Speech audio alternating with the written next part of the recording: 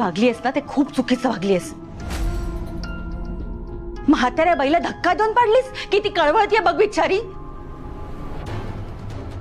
लीलाबाई तुम्ही शांत व्हा जरा प्लीज. तुझ्या खरंच डोक्यावर परिणाम झालाय. तुला वेड्याच्या हॉस्पिटलला नेऊन ठेवेन मी.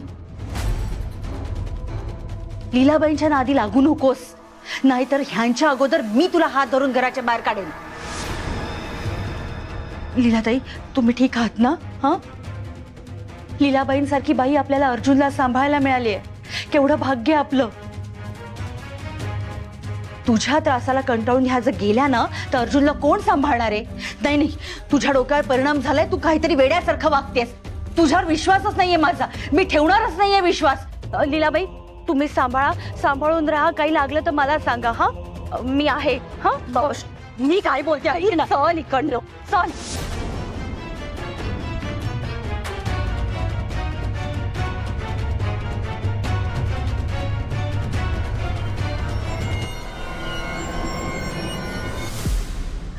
दादा थँक्यू. तुम्ही सांगितलं नसतं तर मी पकडले गेले असते. अहो मॅडम, मी माझं कर्तव्य केलं.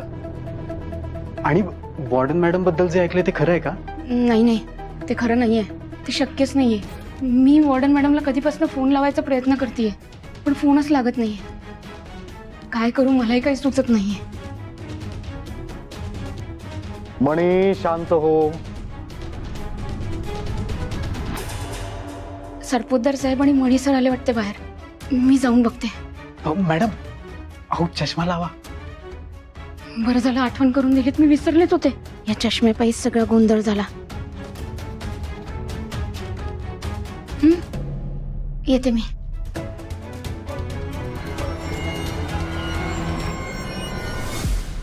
पण आपल्या घरात आलेले आहोत. सगळं व्यवस्थित होईल. तू आधी शांत हो बरं. ओव्हर ऍक्टिंग झाली तर साहेबांना संशय येईल. आता नाटक बस करून नॉर्मल व्हायला हरकत नाहीये.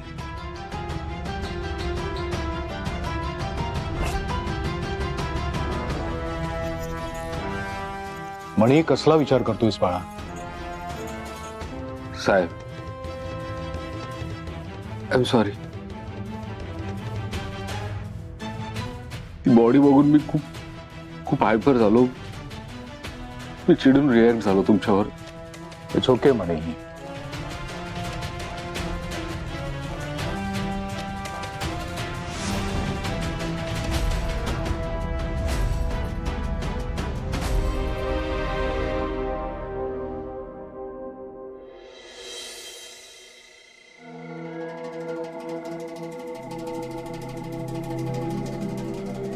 मणी सरांनी आतापर्यंत यायला पाहिजे होतं. का आले नाही माहिती नाही. बाळा काळजी नको करू. हा, तुझे बाबा लवकरच येतील.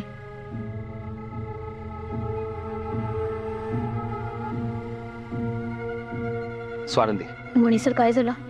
वॉर्डन मॅडमशी काही बोलणं झालं का? त्या ठीक आहेत ना? माझं आईसोबत बोलणं नाही झालंय, पण राजाराम सोबत बोलणं झालंय. त्याला सांगितलंय आईला पटकन फोन करायला लाव. आई करेलच फोन. 100 वर्ष आयुष्य. आई अगं कुठे आहेस तू?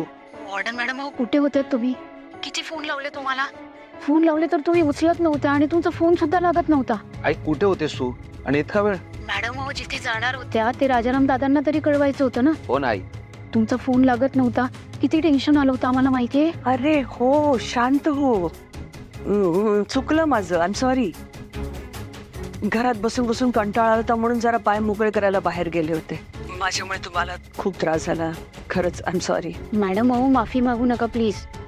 मला माहिती आहे तुम्ही बाहेर गेल्या होत्या कारण मी तुम्हाला सांगितलं होतं बाहेर जायला, पण तुमचा फोन नाही ना लागला म्हणून काळजी वाटत होती.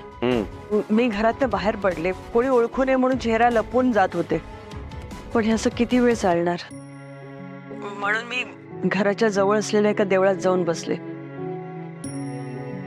नामस्मरण करत बसले होते आणि कधी ध्यान लागलं कळलंच नाही. आणि मंदिरात रेंज नसल्यामुळे तुमचा फोन लागला नाही. हा बरोबर आहे. असं असू शकतं, नेटवर्कमुळे फोन लागला नसेल.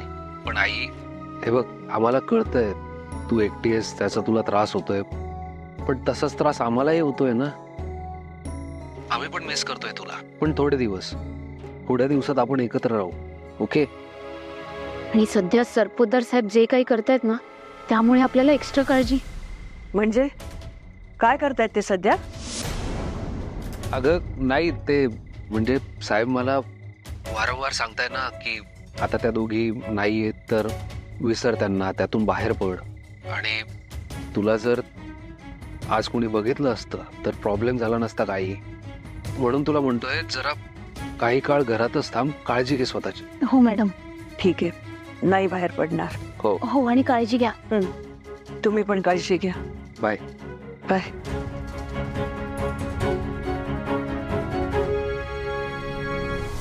मी तुम्हाला का अडवलं, कारण आईला जर तुम्ही ते सगळं सांगितलं असतं तर ती अजून घाबरली असते, म्हणून थांबवलं.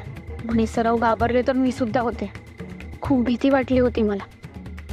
आणि हे सगळं किती दिवस चालणार आहे मणी सर?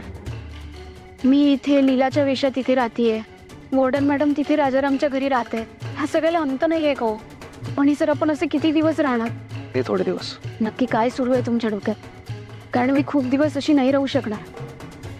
एक तर ती तनिषा, ती हात धुवून माझ्या मागे लागली आहे. पण स्वानंदी, फार काळ नाही. हे दिवस आहे असे चुटकी सरशी सरतील. हे बघा, नीट ऐका, मी माझ्या डोक्यात नेमकं काय चाललंय ते सांगतो. स्वानंदी, आपल्याला आपल्या अर्जुनची कस्टडी हवी आहे ना आपल्याकडे. हो. पण हे वाटतं तितकं सोपं नाहीये. असं समजा की ही लिगल बॅटल आहे, एक लिगल बॅटल. ओके, मुख्य म्हणजे आपल्याला पहिले सिद्ध काय करायचं आहे की अर्जुनची आई तुम्ही आहात, आणि हे तुम्हाला शालिनीकडून वधवून घ्यायचंय. तुम्हाला ही जबाबदारी आहे तुमची, कळतंय? ठीक आहे मणी सर, मी शालिनी मॅडमच्या तोंडून वधवून घेईन की मी म्हणजे स्वानंदी बाळाची आई आहे. करेक्ट. तुम्ही तुमचं काम करा आणि मी माझं. तुमचं काम म्हणजे नक्की काय करणार आहात तुम्ही? स्वानंदी, माझं काम चालू आहे, गेल्या काही दिवसांपासून चालू आहे आणि सुरळीत पार पडतंय आतापर्यंत. तरी पण नक्की तुम्ही काय करणार आहात मणी सर? मी साहेबांचे आणि सुजितचे हात असे बांधेन की त्यांना स्वतःहून अर्जुनला आपल्या ताब्यात द्यावं लागेल. पण ते कसं शक्य आहे? प्रचंड इच्छाशक्तीच्या जोरावर आपण सगळं करू शकतो स्वानंदी. आता मी लवकरच साहेबांसमोर असे पेपर्स ठेवणार आहे, त्यावर ते सही करतील, मग सगळं सॉल्व. सही पेपर्स? कुठल्या पेपर्स बद्दल बोलतायत तुम्ही? स्वानंदी,